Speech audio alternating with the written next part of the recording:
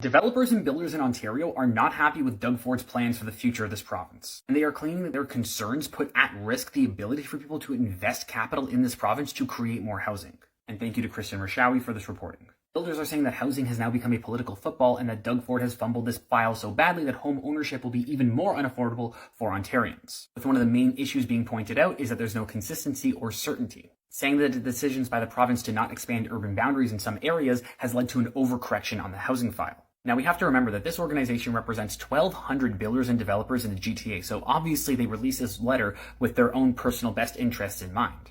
But that doesn't mean that they don't have some valid concerns. But them specifically pointing out that the government is limiting lands for future housing, which will lead to a shortfall, and the decision to indemnify the government against financial damages caused by this reversal has developers questioning whether it is prudent to invest capital into new projects in Ontario. Essentially, Doug Ford screwed these developers and now they don't trust him. And this organization also points out that this government seems to be adverse to having mixed-use housing, which is actually going to make it harder for housing to be built in general. With the organization stating that, coupled with the announcements to review its commitment to reduce taxes on new housing through proposed changes to development charges, has created unmanageable uncertainty for the housing industry.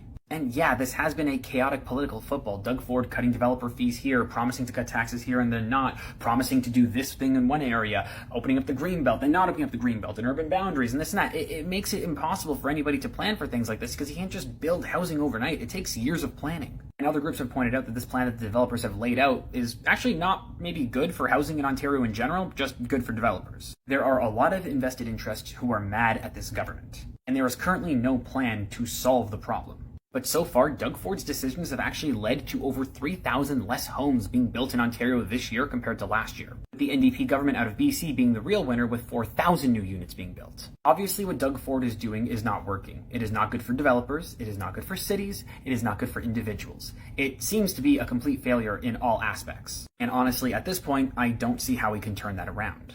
At least not without maybe doing what the NDP government is doing out in BC, which we know that Doug Ford won't do because he would rather stick to his failing plan than to admit that a left-wing government is doing the right thing.